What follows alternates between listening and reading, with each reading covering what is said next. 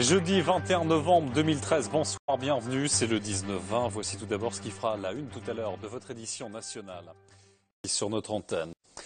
On en parlait au début de ce journal, la neige, le froid ont fait leur retour sur notre région et c'est donc l'heure pour les animaux du parc de Sainte-Croix de rejoindre leur quartier d'hiver. Un travail de longue haleine pour les personnels qui doivent en douceur conduire leur hôte au chaud. Aujourd'hui, c'était au tour des oiseaux. Laurent Parisot et Boris Krachmar. Ils sont les derniers pensionnaires du parc de Sainte-Croix à avoir rejoint leur quartier d'hiver. Ces aigrettes, ces spatules, ces ibis et ces hérons viennent de passer 7 mois en extérieur dans cette volière. L'opération menée aujourd'hui permet chaque année de les mettre à l'abri des conditions météorologiques hivernales trop rigoureuses pour ces espèces.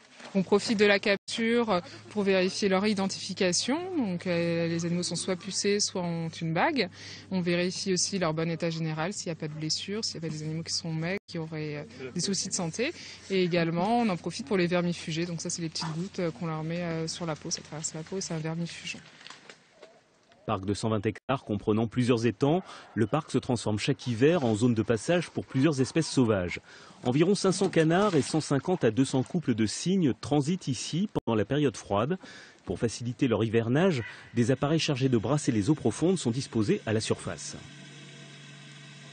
Alors sur ces espèces-là qui craignent un petit peu moins le froid, les pélicans frisés en l'occurrence, pour éviter la prédation, on va installer un aérateur donc qui va brasser l'eau, qui va éviter la formation d'une couche de gel, une couche de glace, et donc qui va permettre aux oiseaux de pouvoir rester dans de l'eau à son état liquide, et donc aux renards de ne pas marcher sur l'eau pour pouvoir se rapprocher encore plus près de ces oiseaux qui sont semi-aquatiques.